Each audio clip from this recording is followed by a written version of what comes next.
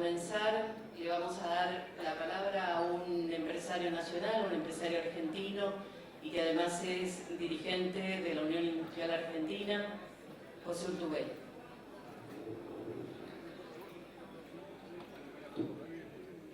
Bueno, muy buenas noches. Muchas gracias a la Conferencia Episcopal, a la Comisión de la Pastoral Social también, al señor Lugones por la invitación, por supuesto a toda la mesa que me acompaña. Cuando hablamos de empleo, yo creo que, sin lugar a dudas, tenemos que decir que es la síntesis del desarrollo, es decir, es la expresión máxima del desarrollo se refleja en el empleo, en el trabajo. ¿Y en qué marco? Entiendo que, siguiendo las distintas encíclicas que se fueron dando en la Iglesia, porque si bien Laudato Si creo que es la síntesis de todas ellas, también podemos encontrar esta preocupación internacional en lo que fue Populorum Progressio, en la Solicitudine Rei Socialis y en las Caritas in Veritatis, en donde todo el significado del desarrollo sostenible con el tiempo se fue adaptando y se fue convirtiendo, pero siempre manteniendo el concepto de centralidad en el hombre, en el desarrollo del hombre y principalmente también a partir de la edad moderna en el trabajo del hombre como género. En el documento conclusivo de CELAM, en la quinta conferencia, también empezamos a ver claramente cómo la Iglesia sintetiza este tema del desarrollo sostenible y que también lo expresó obviamente el Concierto de Naciones Unidas en el posterior al informe Brundtland. Ahora está muy de moda una serie de Chernobyl en el año 86, cuando sucedió este accidente. Se saca después el Concierto de Naciones Unidas un informe que define básicamente el desarrollo sostenible como aquel que permite satisfacer las necesidades de las actuales generaciones sin condicionar la de las futuras generaciones. Y esto es en alguna medida también lo que en Laudato Si, con una manera muy profunda, el Papa Francisco nos muestra de lo que debe ser entendido el desarrollo. Es decir, un desarrollo que se tenga como pilares no solo el aporte económico, sino que tenga como pilares también el aporte social y el respeto medioambiental, porque esa es la forma de pensar en las futuras generaciones, que es a lo que apunta, sin lugar a dudas, el concepto bien entendido de desarrollo sostenible. En Argentina hoy, yo diría que si tenemos que visualizar en qué marco estamos dentro de este desarrollo sostenible, proveniente yo de sectores industriales, proveniente del interior, soy salteño, en donde Laudato Si también le da y pone muchísimo énfasis, porque creo que el Papa habla desde la periferia, ¿no? Pone muchísimo énfasis de lo que es la necesidad, sin hablar de federalismo, de trabajar con las zonas menos favorables, con los países subdesarrollados, salir de la centralidad de los países desarrollados y empezar a buscar un desarrollo integral. Cuando hablamos en el país, volviendo a la foto, yo creo que todavía tenemos una tarea pendiente enorme. Y digo, me hago cargo generacionalmente porque, en definitiva, este concepto de sostenibilidad viene desde nuestros padres. Como el señor Ojea hablaba de la patria, yo creo que es justamente el afianzamiento que dieron nuestros padres a la génesis de nuestro país y que también hace referencia a nuestros hijos. Con lo cual, me parece que en primer lugar, de las tareas pendientes que tenemos es abordar un mayor federalismo en la Argentina. Hoy el sistema productivo argentino está enclavado en un 76% en los grandes centros urbanos. Para que tengan ustedes nociones, Salta representa el 2% del desarrollo industrial de la Argentina, el desarrollo económico y el desarrollo comercial de la Argentina.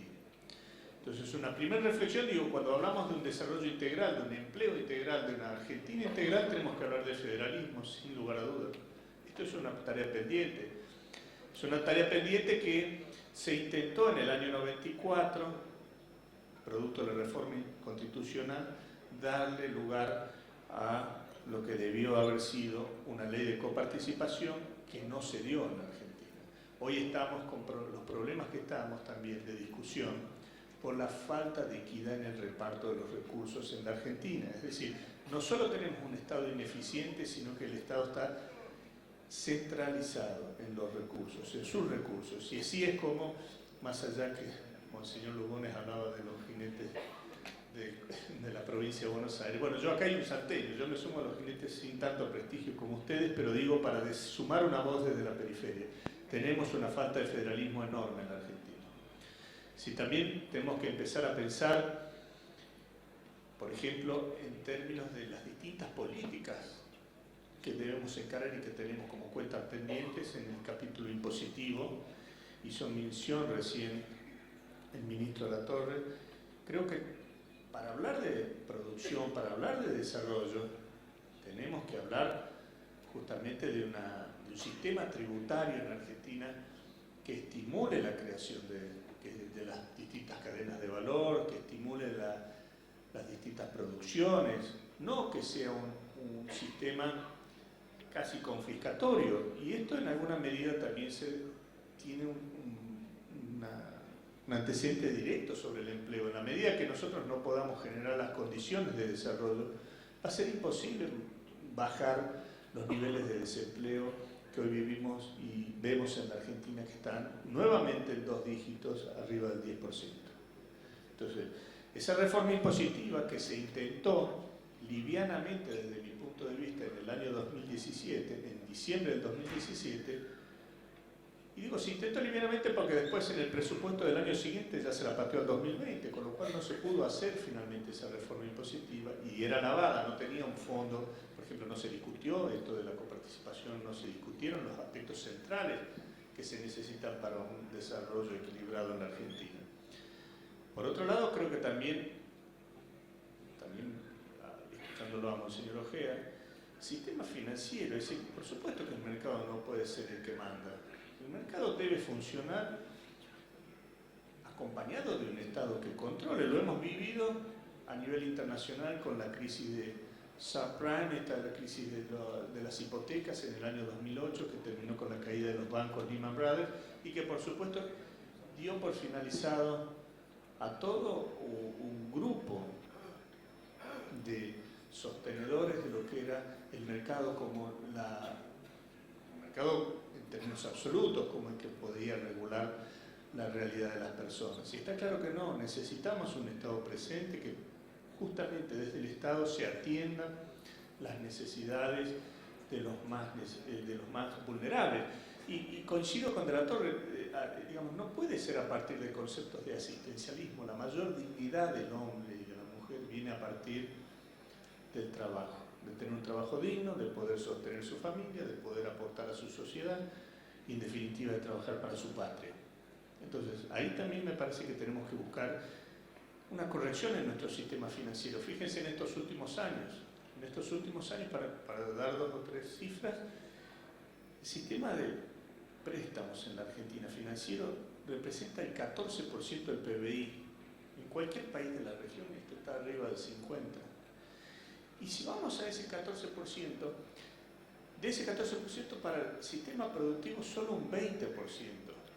Es decir, que estamos estimulando solamente el gasto, no las condiciones productivas para que dé lugar a la generación, obviamente, de recursos para distribuir. Entonces, ahí ya entramos mal de entrada, desde lo que es el comienzo de la política financiera en la Argentina. Hay que hacer una revisión, así como es la tributaria, yo creo que hay que hacer una revisión de la política financiera. Hay un tema que también nos asusta hoy en la Argentina, que es hablar de la modernización laboral. Estamos en un mundo, y no tengo pudor en decirlo, donde obviamente hay realidades como son la globalización, las tendencias globalizantes, y reivindico, digamos, el poema de Leopoldo Marechal, que hace referencia a Ojeda, reivindico también la necesidad del nacionalismo, de la patria, dentro de la globalización, que cada pueblo pueda tener su identidad. Pero digamos, si nosotros analizamos entre lo que es la globalización y lo que es el avance de la inteligencia artificial, el avance tecnológico, Por supuesto que no podemos estar regidos por legislaciones de hace 50 años en materia laboral.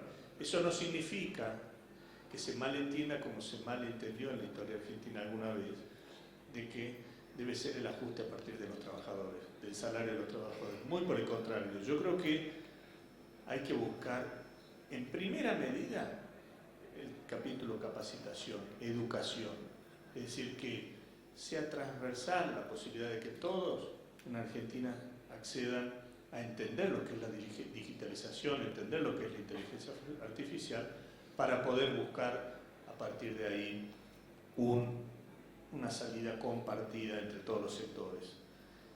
Por otro lado, creo que también la inserción internacional es una cuenta pendiente. Hoy la verdad que tuvimos noticias recientes de la firma del Acuerdo Unión Europea-Mercosur. Creo que siempre es bueno interconectarse con los distintos sectores del planeta, pero también creo que es bueno señalar que nosotros todavía tenemos temas pendientes. No somos competitivos por todo lo que les vengo diciendo, por la necesidad de las reformas que vengo diciendo. Entonces, siendo un país en vía de desarrollo y sin las reformas pertinentes para poder ser competitivo y poder ganar esos mercados, y ojo que tenemos que ser muy prudentes, qué es lo que se firma. Yo en particular, y la Unión Industrial no tiene noción de la letra chica de esos acuerdos, con lo cual mal podría saber cómo va a ser el impacto sobre las distintas cadenas de producción, pero sí les puedo asegurar que no va a ser muy satisfactorio si es que no tenemos las reformas hechas, porque no podemos competir con nadie.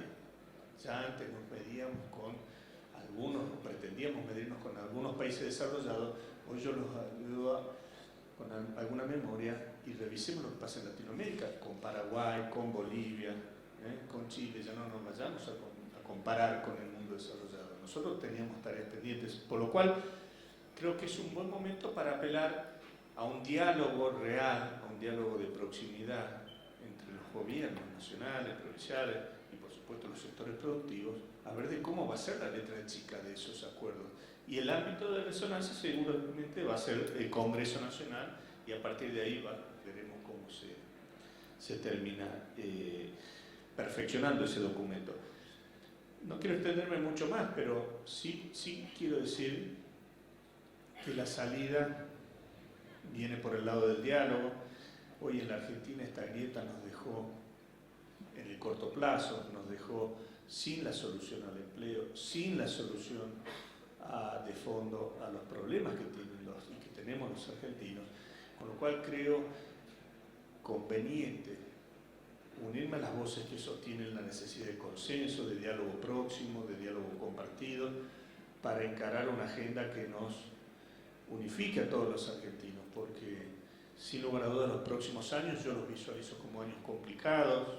Coincido con Ojea en términos de que es casi peligroso y delicado en el momento en el que estamos de vulnerabilidad social. Y entonces creo que debemos todos los sectores hacernos responsables de esta realidad y buscar las mejores soluciones.